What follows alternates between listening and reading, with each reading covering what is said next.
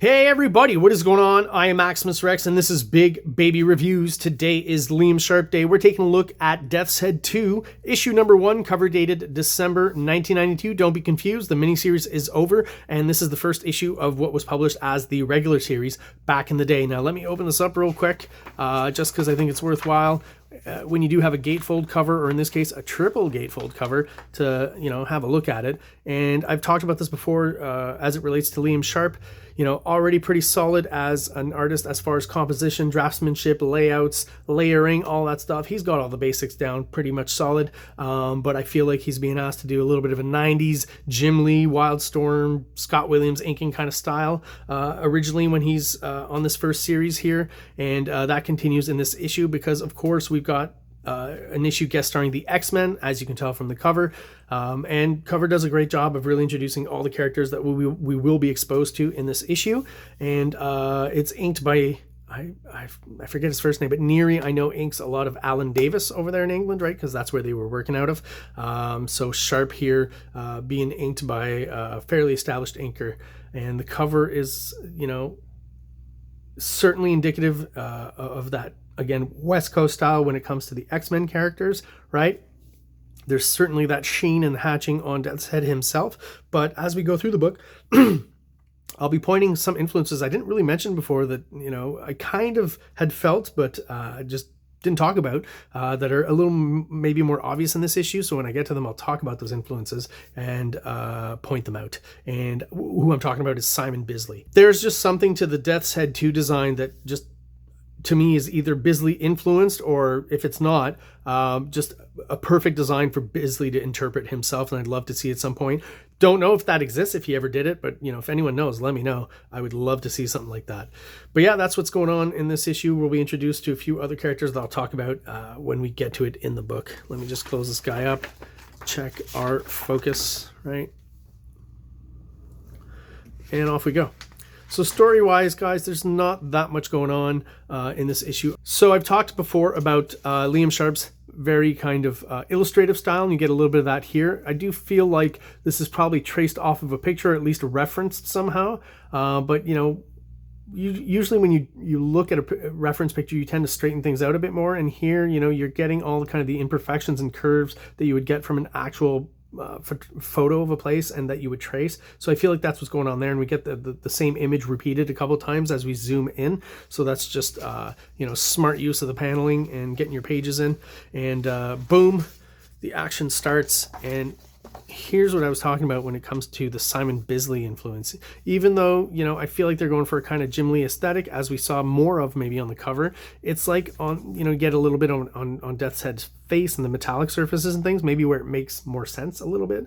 But then in the way the abs and the musculature is done here and the textures thrown in, to me there's a kind of a rough, slightly rushed kind of vibe to it that just looks like Simon Bisley to me. The type of thing that he would do in the musculature, and how he would represent the anatomy of these yoked out super guys. And it's a cool 90s double page splash that you got to turn on its side to have a good look at. Not full bleed, this comic, so I'll be looking at the other pages and seeing how that works exactly. This is a period I've talked about before in the reviews, early 90s Marvel, where some books have the full bleed and others don't. So I think when we get these registers here, although I can't say that because X-Force had them, and X-Force was definitely full bleed, so I guess we'll find out as we go along.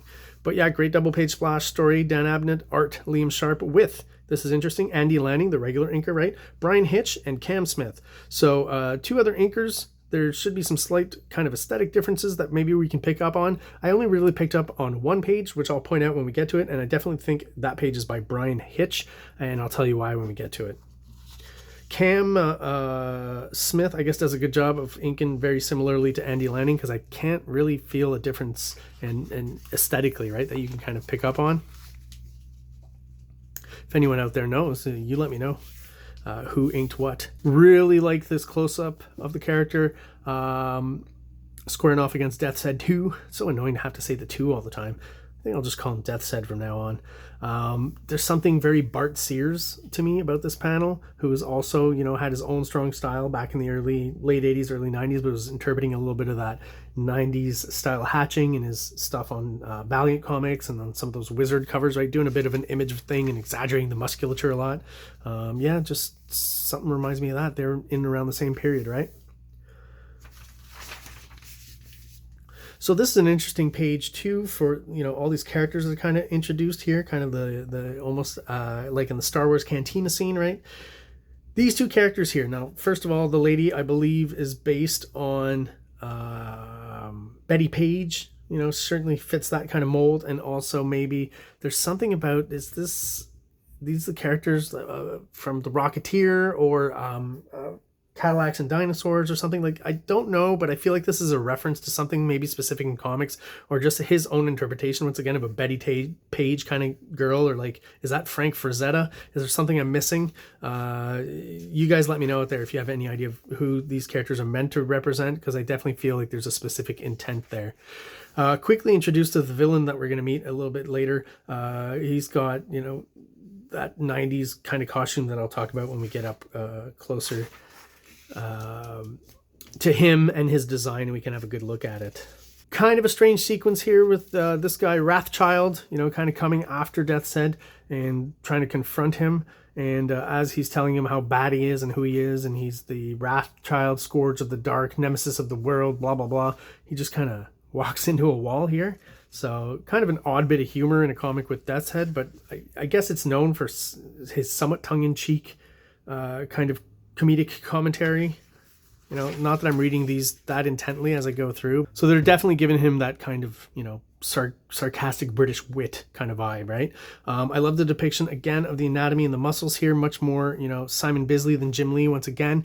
A little bit rougher on the inking. I just think that aesthetic works so much better with Liam's kind of natural style, more so than what we're getting here, which is way more kind of a, again, Jim Lee, Wildstorm, Scott Williams kind of depiction with the hatching and the highlights and stuff, and the metallic look obviously for Death's Head. Once again, that kind of works in the early 90s, of course. But this is just, it reminds me of Dan Panosian's inking in this period.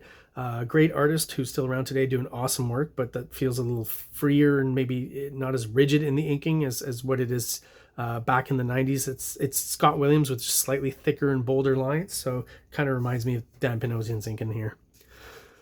I was wondering again earlier on about the fact if is this book full bleed or not. It seems like some pages are, right? So we've got the panel count going off the side here. I don't know how intent he was on getting it off to full bleed here, but there's been evidence before.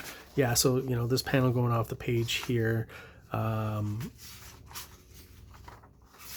I'm quite perplexed as to whether this is like I don't think it's full bleed. I think this is, he's going into it and he actually drew the line here just close to what he knew where it would get cut off. So I feel like these are not full bleed pages, but he's kind of trying to make them be a little bit here and there. Again, if this was full bleed, this line would follow through all the way to the edge of the page. So I think this blue mark may be indicative of the fact that it's not full bleed. And all throughout, I gotta give props to Liam Sharpe for the female form, especially now as we are finally introduced to the actual X-Men of the day, right? The Jim Lee designs. The female form is going to become even more kind of center stage in his compositions and stuff. I mean, he's doing the gratuitous kind of Jim Lee pose right there. Pretty sure he's, you know, having fun with it, probably enjoying drawing it, but also kind of taking the piss just a little bit here, which is hilarious. And these two guys kind of looking over Rogue's ass. Yeah. And hatching wise, again, the Jim Lee kind of vibe also comes into play much more, but still feel like there's something about the way Liam Sharpe draws the women that's slightly better and superior to Jim Lee. So here's a panel where I wonder, actually, I think this is one of those pages that are inked by Brian Hitch. There's something just a little bit rounder and cartoonier about the overall kind of finished work on these pages. Slightly more movement overall and fluidity. That leads me to believe that this is kind of similar to his early style before he kind of there was like a Jim Lee sort of period because it's the 90s, but then there's also this Alan Davis kind of period for Brian Hitch where he's drawn a lot like Alan Davis, and then Neary is inking him, so that just helps reinforce that. So I get a little bit of that on this page here. And again, you know, something about his female forms that's just, you know, already kind of working really well there. And if anyone can tell me if this is a reference to something, again, my best guess is Betty Page and Frank Frazetta, but I don't know for sure. Here's another great splash page, you know, cool 90s shot of, you know, the main character Death's Head 2, where I feel, again, the representation, the inking and the textures and stuff is just moving away more from the Jim Lee stuff and moving into Simon Bisley territory, which totally works and looks great once again on a design like this. What a great shot here. So yeah, here, how far the fingers go, right to the edge, but it's not literally full bleed. Like I'm having to twist the page over to see that, but he stopped at some point. You know, he's like, I'm going to leave when he's doing his original pages. I'm going to leave, you know, they want me to work within, you know, this border here that we see here. I'm going to go past it, but obviously not cut into where I know the actual page is going to get cut into. So it's got to be a few millimeters even that he's calculating. I'd love to ask him about that. What's going on there? I feel like that's what he's doing. He doesn't have those full bleed parameters, but he's fudging it a little bit. I could be wrong though. But see, yeah, so when you do full bleed, you've got this going over it. How annoying is that? And this almost feels like, you know, part of the art was not actually drawn. The color actually was. Now I'm more confused than ever on the production. It's kind of crazy. So finally, the X-Men enter the scene fully with Death's Head. This is another page that, again, there's something about the roundness of the inking. Not at all like Jim Lee's, really. Just a lot more illustrative and refined, I think, and just giving things a less angular kind of feel and a rounder kind of vibe. So again, I think this is one of these pages inked by Brian Hitch. Love this kind of upshot of the Blackbird, really well done there. And this action shot, kind of typical of that period, of all the characters kind of jumping out of a helicopter or a plane or something. In this case, right, the Blackbird. Great upshot. Everyone's in a different position. Very cool 90s style shot. Yeah, and I guess there is some full bleed there. Huh. I have no idea anymore. I'll stop talking on that theory. Doesn't make sense to have this if you've got full bleed. So I still, you know what, I'm going to stick with it. I feel like it's Liam Sharp fudging full bleed here and accepting that parts are going to get cut off. You know, he knows they're going to get cut off, so he knows what to draw and when not to, where not to draw, not important stuff. Just a theory. What a great illustration here. All I get from the dialogue is that basically she's using her powers to keep the intruders out of this room here. But the way she's doing it and the visual representation of that is just bonkers and out there. And I think it's great and very surrealist. So it's the kind of stuff that I really dig. And I think Liam Sharp just does an awesome job here. Cool stuff. So we're reintroduced to Wrathchild, right? And we get a better shot of him. And I think maybe didn't mention it earlier. One, he's got kind of a vagina designed face thing, which is a little odd. But he's one of those quintessential 90s villains with just the over-the-top costume, armor, design, asymmetrical design, of course. Insane weird helmet, insane weird shoulder pads and capes and just things sticking out. Is he doing this seriously, or is it a sign of the times, or is he taking the piss once again? Maybe a little bit of everything. I'm not quite sure. I dig these little bits of almost kind of Kirby type squiggle lines here. That's cool. And I mean, no questioning Liam Sharp's artistic ability or interpretive ability to really kind of rock the 90s style here and make it work. You know, he's looking at those books and he's, you know, he's understanding, for want of a better term, their lessons or what the aesthetic is all about and what you need in these shots. And he's pulling them off masterfully, I think. You know, the aesthetic always will be off when you're copying someone else's, but the solid fundamentals underneath are quite a bit stronger than I think most of the Image guys already at this point, because of his true influences and his true kind of natural drawing style. There's another one, just a great shot of some kind of dimensional gate. So they're looking into hell or something, like, or at least a hellscape. Great representation of that. Looks very cool. This kind of a weird shot of Gambit's crotch and foreshortening, but all right.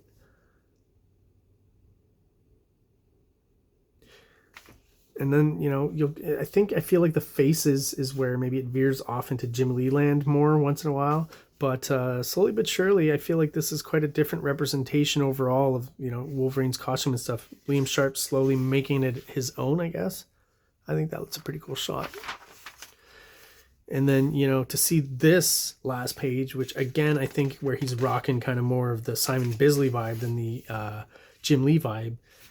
Already, in as far as the composition, the twisting of Wolverine's, you know, helmet, wings, or whatever you call those things, ears, and the depiction of the anatomy all the way throughout. Less hatching, more kind of textured and gritty.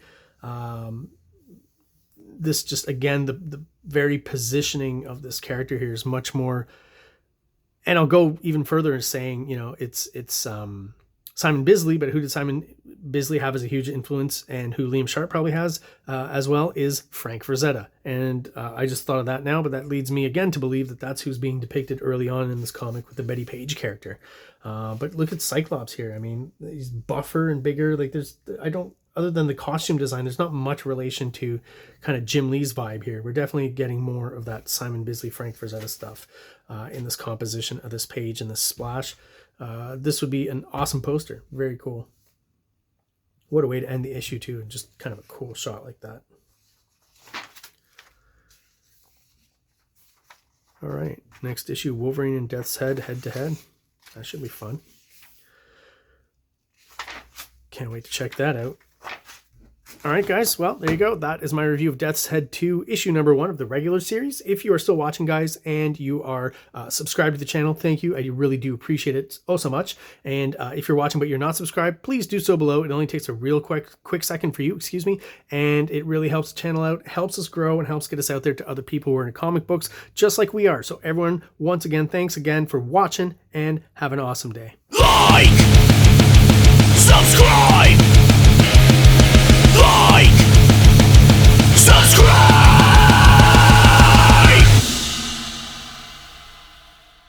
King Comics presents Big Baby, Volume 1, Issues 1 to 13. 204 pages of story and art. King Comics also presents Star Crasher one-shot, 32 pages, cosmic sci-fi surrealist adventure. You can find these fine comics at KingComics.CA, at MaximusRex13 on Instagram, or on Facebook, MaxRex or Big Baby.